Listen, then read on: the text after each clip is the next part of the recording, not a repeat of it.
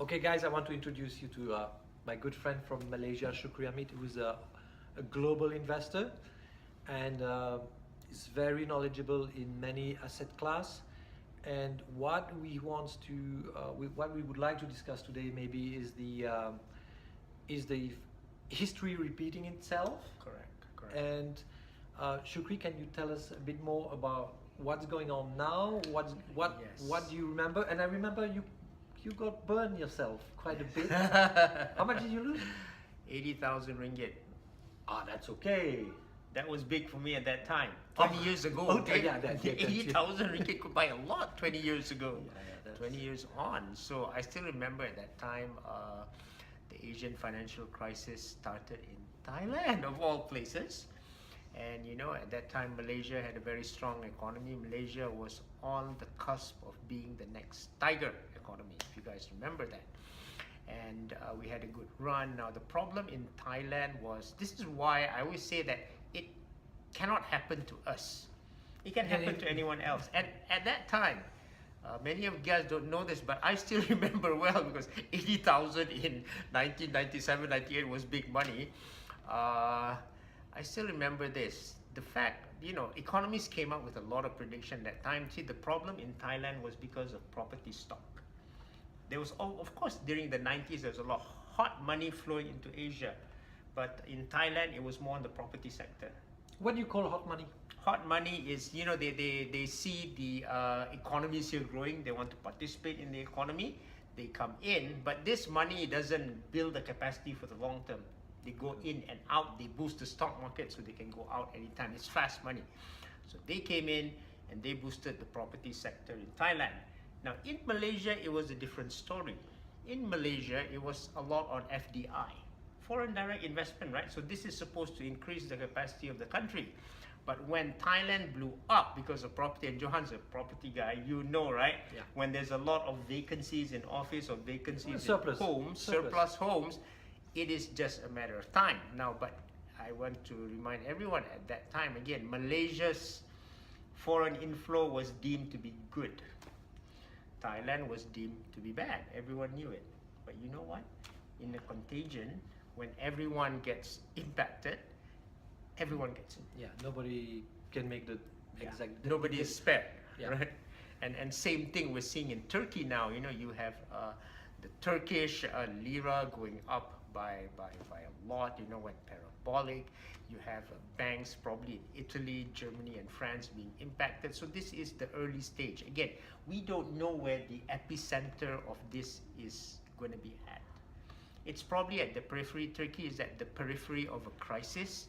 And just like we saw in 1997, right? Thailand is a small economy, but it impacted Korea.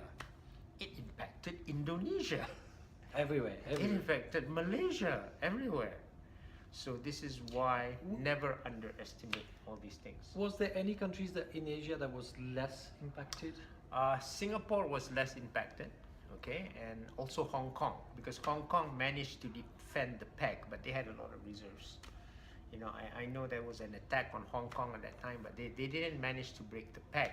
Okay, now again, we see at that time and this time, you might think things are different, and maybe they are, but many things stay the same. At that time, the problem was the peg to the US dollar. Because if you remember, you know, Malaysia traded within a short band of like 245 to 255 to the US dollar, and same thing for Thailand too. You know, it was, everyone was there. But after that, all hell break loose, and we're a different economy now. For example, look at Indonesia. At that time, $1 was 2,500 rupiah. Now it's like 14,000. So Malaysia at 4 or 4.10 today is actually very, very good. Whereas Thailand is even better than us. They're like what, 338 baht or something. Yeah. So this is what you see 20 years on, and again, I do not know where the next flashpoint is, but I know there's going to be one in the future, and this is where that you should not really argue against this. What you do not want to do is say this cannot happen. Yeah, and also one way to really find out what is going to happen. One way to see it is when I would say the government, the head of government starts saying, we will fight. Yes. They cannot fight. It's impossible for them to fight.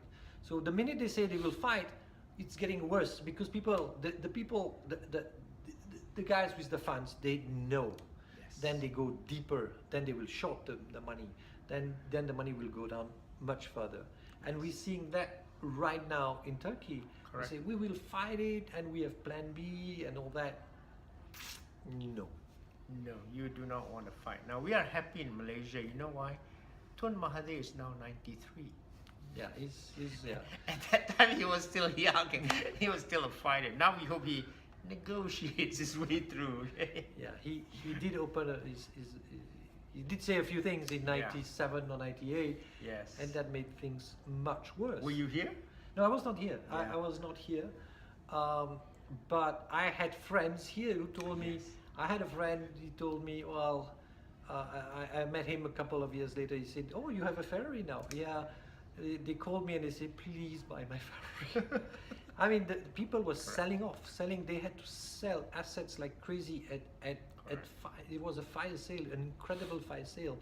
Now, I don't know what's the situation in Asia in terms of borrowing. It's all come down to interest rates. Yeah. So Trump doesn't want the interest rate to go up, by the way. So it's not him forcing all these problems to other countries. He doesn't want interest rate to go up because he knows if he's forcing interest to go up, the dollar will go up, meaning that his exports are going to be affected.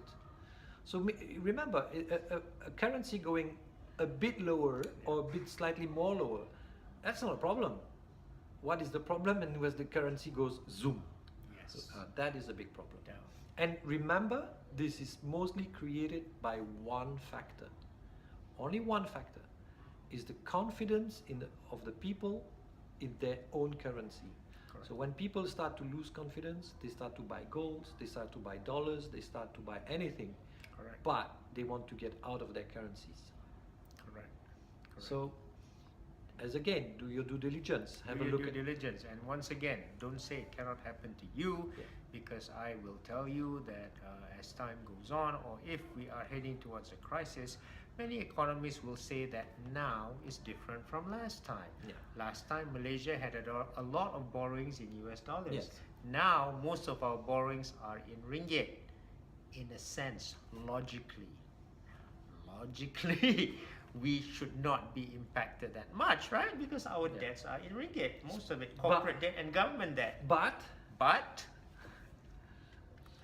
sentiment.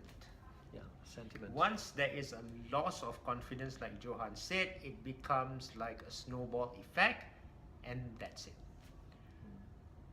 And it was clear in the recent Lira event.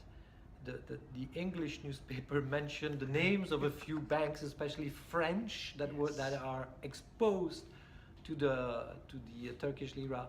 And when you look at the press in France, they don't mention those banks. You see?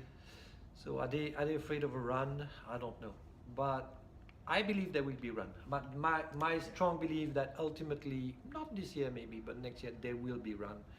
And that's why I'm saying be careful, do your due diligence. Yes. And educate yourself financially, because you'll be the only one to be blamed.